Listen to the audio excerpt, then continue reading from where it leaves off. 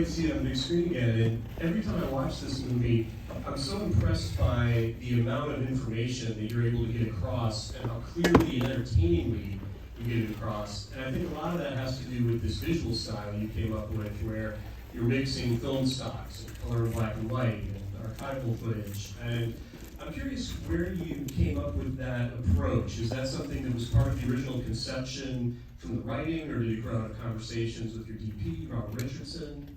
No, I think it's a question of so much information.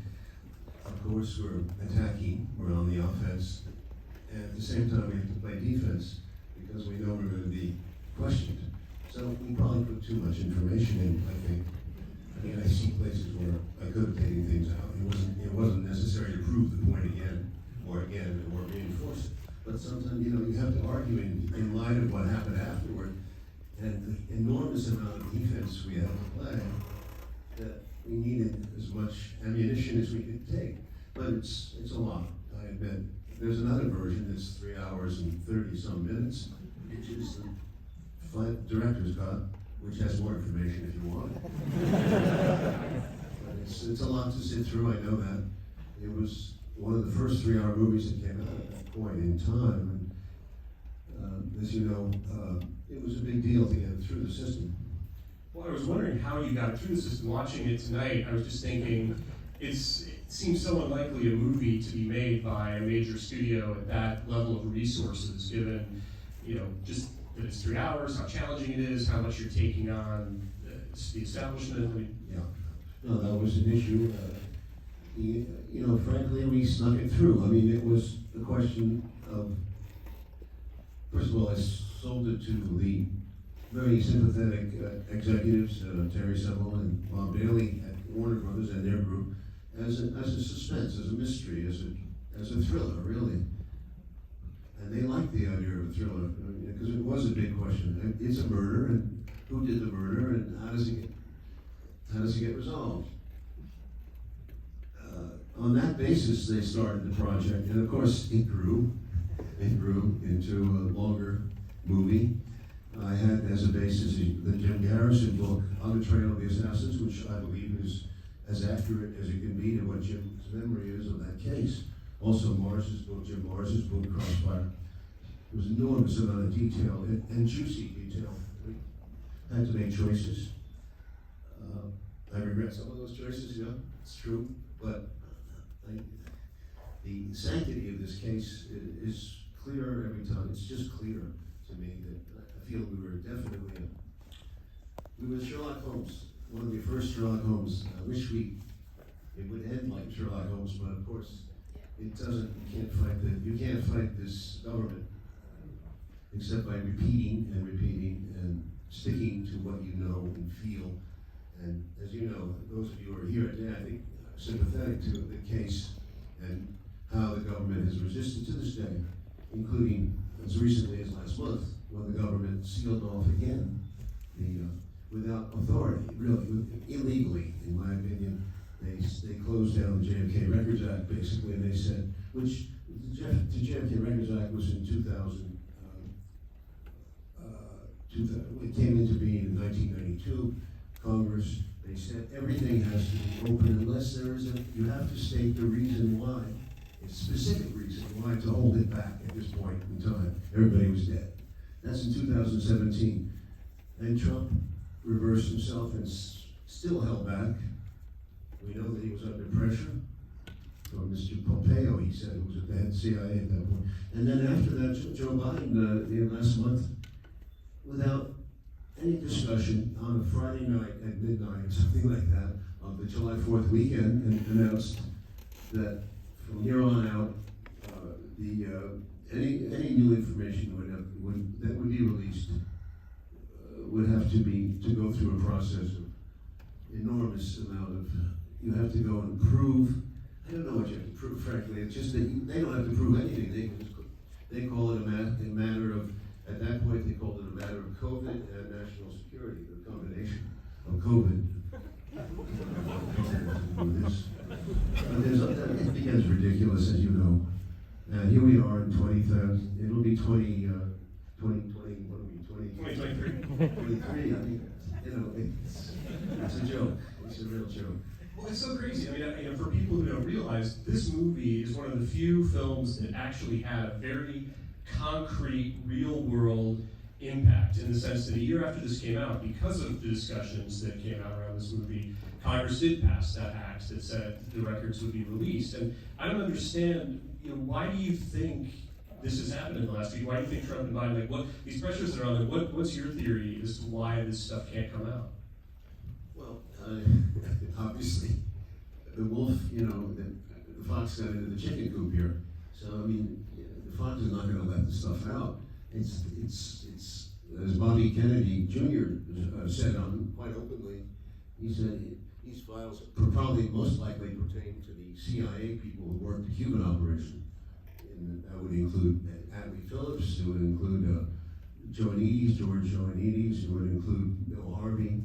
It would include, Jesus Christ, that guy from Morales, the guy in Arizona who was a sniper. No, was a sniper during the Vietnam. Went on to kill a lot of people in Vietnam. Claimed he killed Morales, was his name, was the Indian, famous Indian. Those kind of people, and that's where you want to. And I'd love to get files on Richard Helms, and of course Alan Dulles, but Dulles is probably off.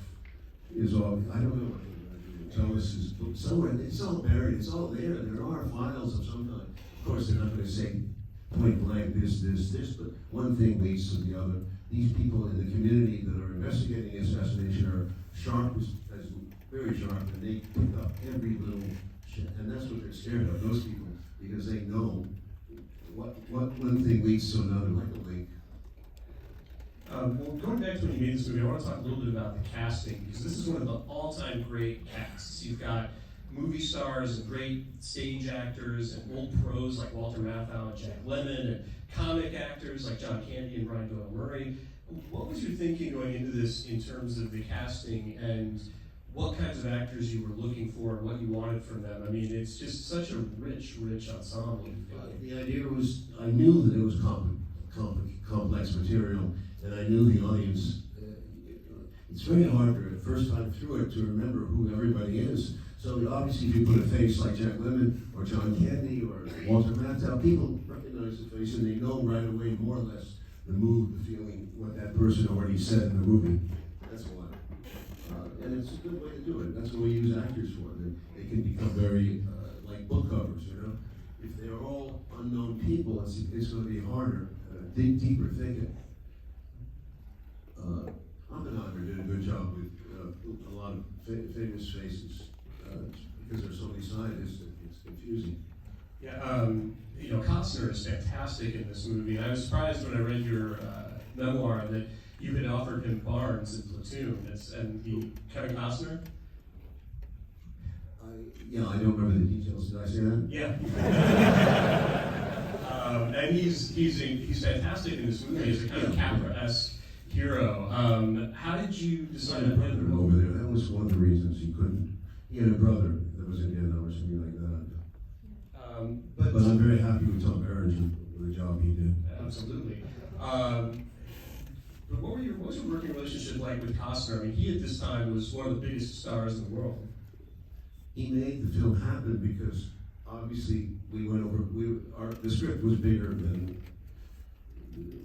appetite than my stomach. In other words, it was more expensive than we ever thought. It came in at approximately $40 million, I think, in 1991 terms, 90 and 91 terms. So they wanted to get a partner right away because they didn't want to take the full risk.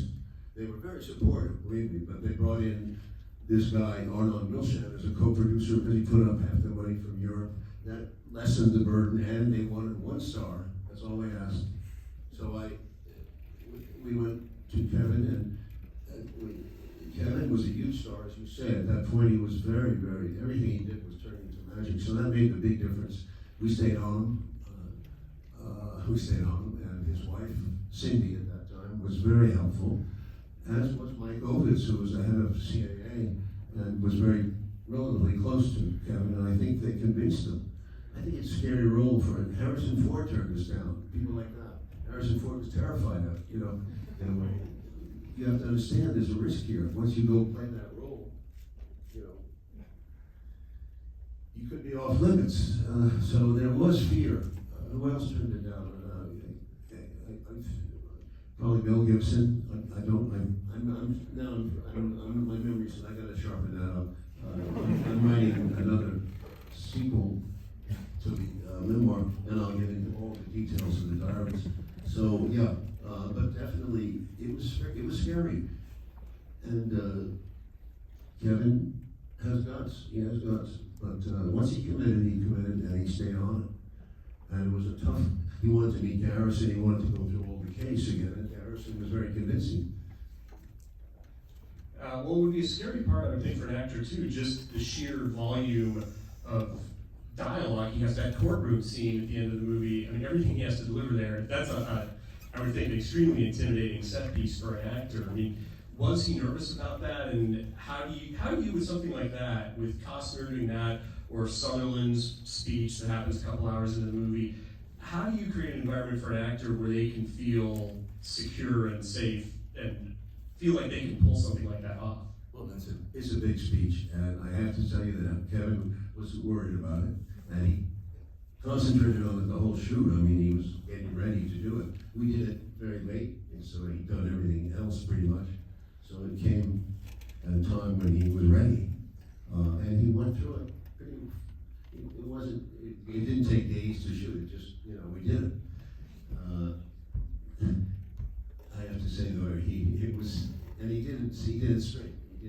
I don't think he broke it up.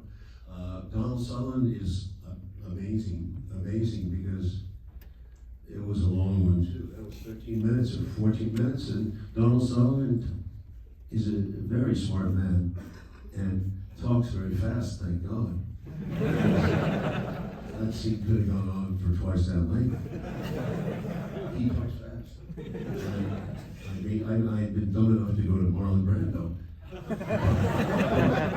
We all love him, and of course, if he said yes, God damn it. Anyway, Marlon, it's another story. But with Sullivan, we were very lucky. I'm fascinated by this idea that you went to Marlon Brando. What kinds of conversations did you have with Brando? I'll tell you in the next book.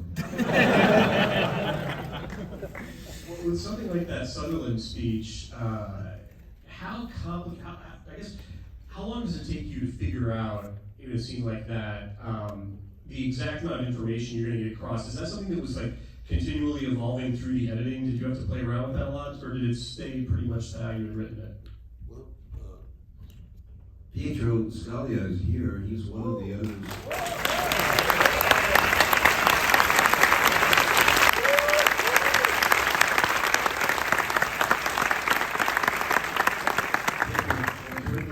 I think it went pretty. I know that it was at the end of the movie, and we moved it up to the middle, which was important. Very important. It was a structural change because once he goes to Washington, he's entering a new battlefield. And the whole picture rises to another level. So Costner realizes what he's up against, and it's much bigger than he ever thought. So that's why when they move to the middle, it sets the whole stage for the ending. So in other words, you say, no, go for it now. Doesn't matter if you don't have enough evidence against Clay Shaw. Go for something and hope that you get some breaks. That was a strategy, and I think Jim Garrison knew that. He did not have a strong case against Shaw. But he had just enough to start the thing, and he took his chances. But without that, unless he'd done that, we wouldn't even have had a public prosecution, which I think is very important because at the trial, not only did the Zapruder film get revealed, but also the testimony of Pierre Fink, among others, who was at the autopsy, one of the bad guys, and Fink clearly shocked the government and upset them. And he said the things that he did about not controlling the autopsy. That autopsy was a farce. It's a key to understand the case. If you refer to the documentary we made 2 years ago, JFK Revisited, which we go into the facts of the case. JFK Revisited, it's called. And the autopsy is a key element, and we have all these autopsy doctors who talk about it, and all the violations of code that were made on that case. It's unbelievable that the President of the United States gets the cheapest autopsy of all, and he just gets trundled through by a bunch of amateurs in the Navy, when the best autopsy people in the world are right next door in Washington and New York. But they ignored that. Yeah, I really recommend that documentary JFK Revisited to people who like this movie, because it basically updates this with the 20 years of research that have been, or 30 years of research that have been going on. Yeah, the Records Act did reveal a lot of detail, and the Records Board, Assassination Records Board, which existed for 4 years, got that out, those records, and we've seen them all. Of course, the media has made mincemeat of them because, they say, how come people don't reveal? They do reveal. We've had dozens of revelations, and people don't put it all together into one puzzle to understand. They only hear the information in select bites. Well, it was fascinating. Preparing for this, I went back and I was reading a lot of commentary that came out at the time, and you had people like Roger Ebert, who loved the movie, had a lot of pundits who, had, in my opinion, somewhat not very substantive arguments against the movie. And you've really been proven right. When I read these articles, a lot of the things that people criticize the movie for are things that have proven to be true, that they said you were wrong about. And I'm curious for you, just from a sort of stamina point of view, how do you keep going in the face of the assaults? Because this movie, I mean, people who weren't there can't, I remember when this movie came out, I mean, you were just slammed day after day after day in Time Magazine, Nightline, the mainstream press just was shredding you constantly. And how do you keep going after all that? Well, you have no choice, you can't go back. It's like, once you open the case, like Garrison did, as Sutherland says, you can't go back now. You're dead meat. Once I crossed the Rubicon there, you can't go back. And it's been a battle for me because it hurts the business. People consider you a troublemaker and a conspiracy theorist, that CIA terminology. And you just can't ever recover the trust with certain people who will back the government no matter what. But I think what I kept going with was my interest in other topics too. You see, I kept making different types of movies for myself. They were challenging for me, very challenging. You've seen a few of them.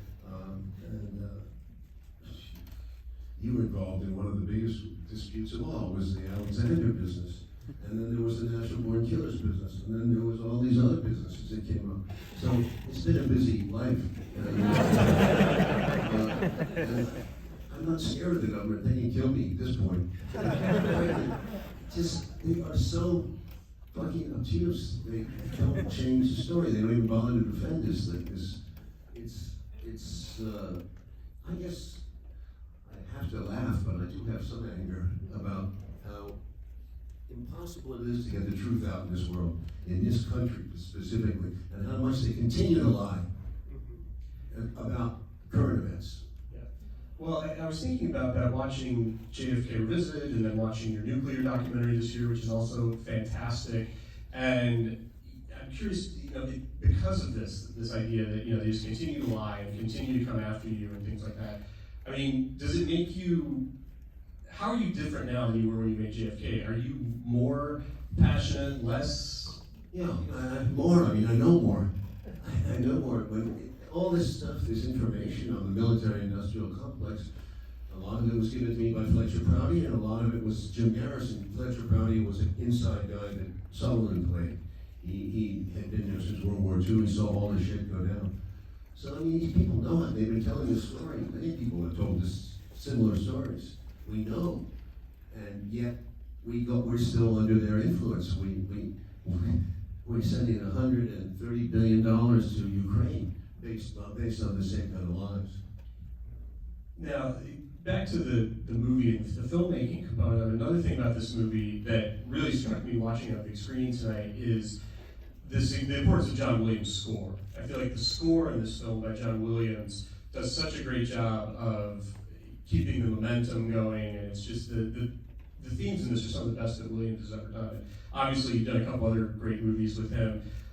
What's your collaboration like with Williams? What kind of conversations do the two of you have on a movie like this about the John is very good. He's one of the best. So gentle a man and easy to get along with. We only did 3 films together, all about Americana.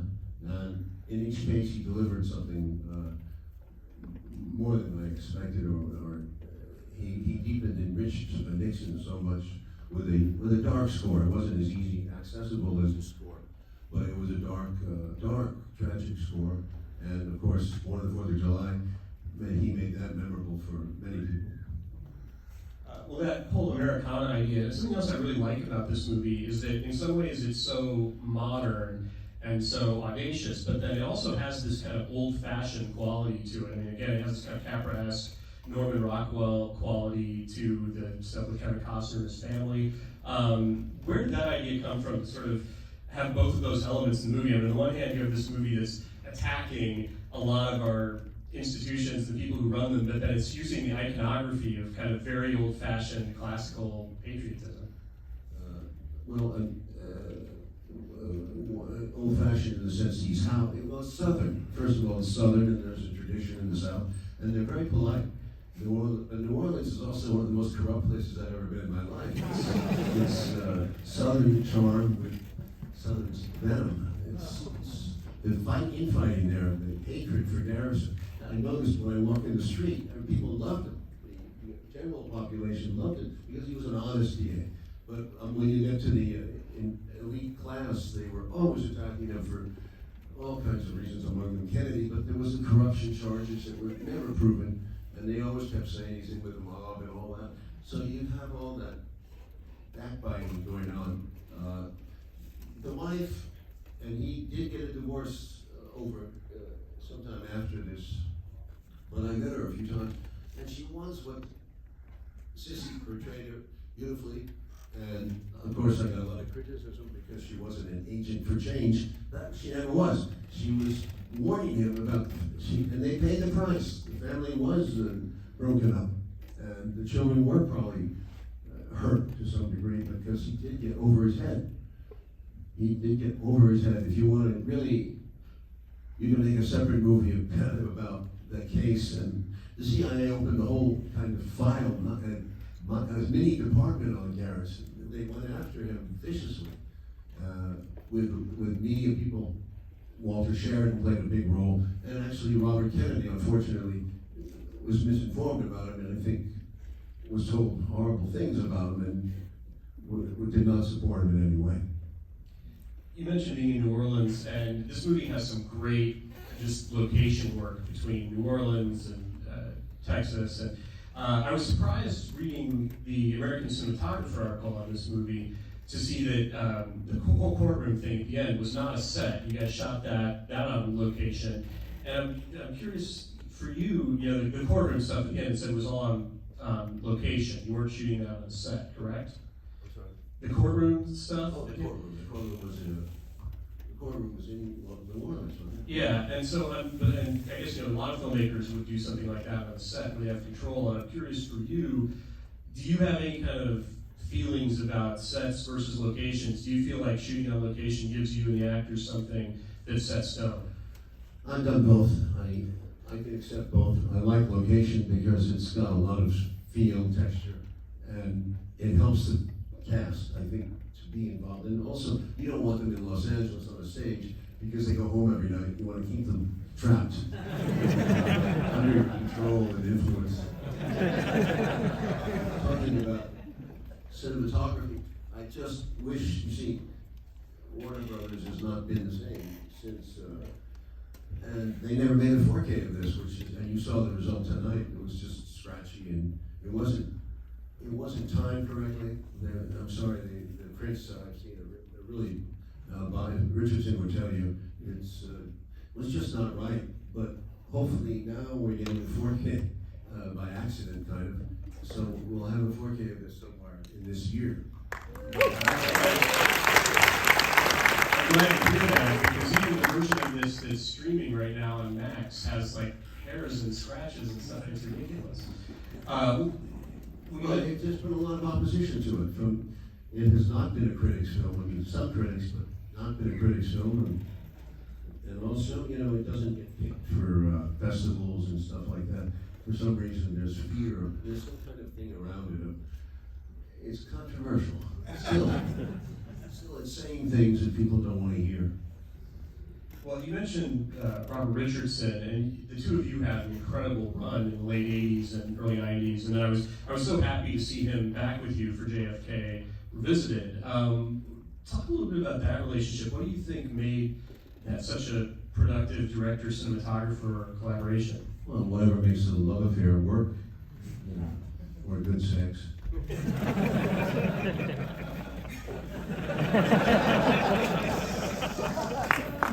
How did you come to work with him again for JFK Revisited after so many years apart? How did you come to work with him again on JFK Revisited? That was fun. It was fun. It was documentary. It wasn't the same as being on the set and gnashing it out. But it ain't over yet. We'll see. Well, I wanted to ask too about shooting. You recreate assassination in Dealey Plaza here, which seems to me like something that would just be an incredibly difficult logistical undertaking. I mean, what were the challenges of conceiving and executing that whole? Oh, come on, you can understand it. Everything was a problem. First of all, getting permission from Dealey Plaza was a torturous fight. Location manager Jeff and Clayton Townsend got into it. I had to go in front of the board and answer questions. You know what? There was a 3-2 vote for us finally. 3-2, barely made it through to get permission to shoot in the actual plaza, which is a big deal. So we closed the whole plaza down for the city, and we put our own cars and in period cars, everything, and we fire off the shots. Sometimes there'd be volleys of 15, 20 shots, and we do 7 takes. So all of Dallas would be listening to and hear this stuff coming from Dealey Plaza. It was quite something. The whole city was kind of locked into it in a sense. It wasn't a big town, I mean, Dallas. So to shoot, it was disgusting, but hard. I mean, it's hard work to kill the president and to do it like with 7 cameras and people on radios. The Washington Post is hanging out and ripping you to pieces on their daily stories. You know, they were after us, and so was a lot of press. They saw the first draft of the script. They got it somehow, and they went after us at that point. So from the beginning, we were militated against. There was articles saying it was Alice in Wonderland and so forth. Well, I get why the government is after you for a movie like this. I mean, what does the press have to gain by attacking it before it comes out? I mean, because we were saying what the press never said. The press never did their job. They never did any work. They just accepted the conclusions of these people in the Dallas Police Department and so forth. And then ultimately the Warren Commission. They just accepted it. In fact, the Warren Commission, you know how big that was, 23 volumes or whatever, 26 volumes. It came out and the New York Times declared it sacrosanct about 2 days later. In other words, who read it? I don't think that they ever thought about it. It's not funny when you think that Warren Alan Dulles is sitting on the commission and sees everything. And I guess some of you know that Dulles made sure that they knew nothing about the Cuban operation. They were never allowed information about what was going on between the CIA and the Cuban community and theoretically the mob, because the mob was involved in the hit on Castro. So all of that was kept away from them, and of course that would have raised suspicions. You would have gone in that direction.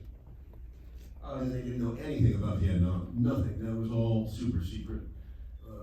The NSAMs were private and hidden, except for some insiders. So Kennedy's NSAM 263 was not known. All this came to my attention because of Fletcher Prouty. And Jim Garrison is pretty close in his book too. If you read his book, his suspicions at the time are pretty amazing.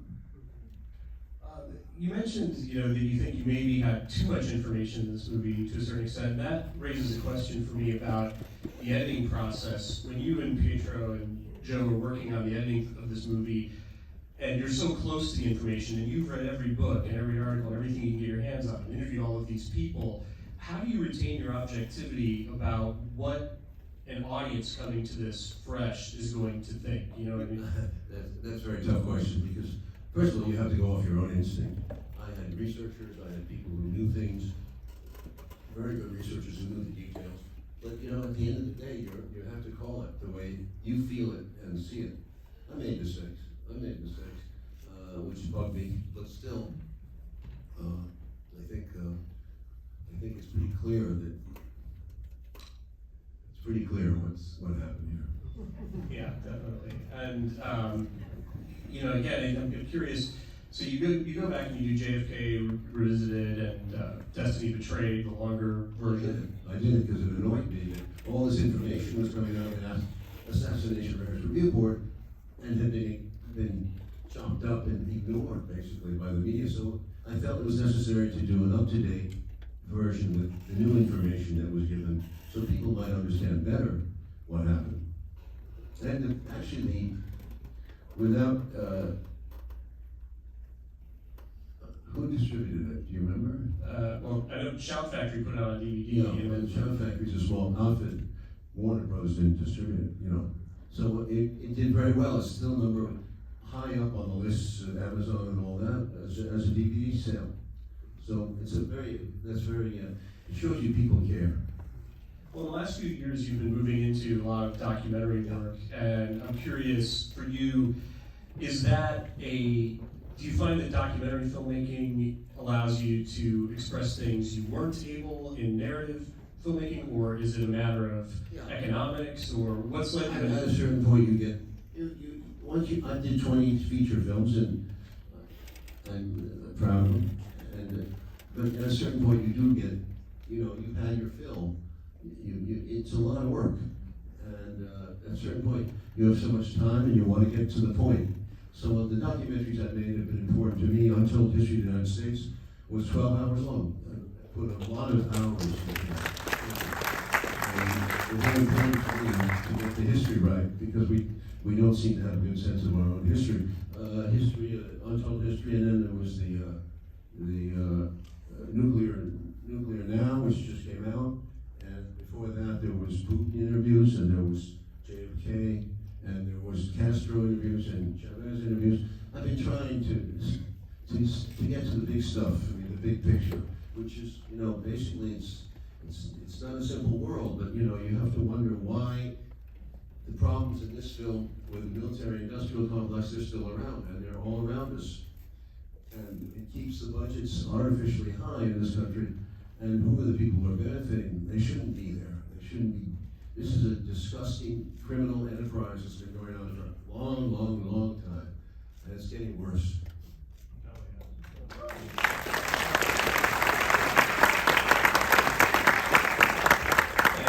So, what are you working on now? What do you have coming up next? I'm working on. There's a strike. I'm not working. Okay.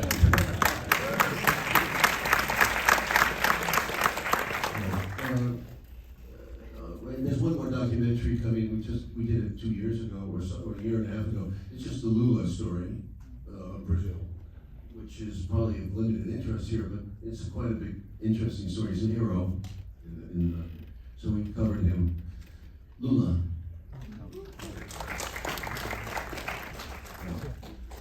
Well, as a fan of yours, I have to say, I'm so happy that you're still making movies and that you're still angry enough to keep doing it, still passionate enough to keep doing it. And I really appreciate you coming out here and showing JFK and talking about it. Thank you, Jim.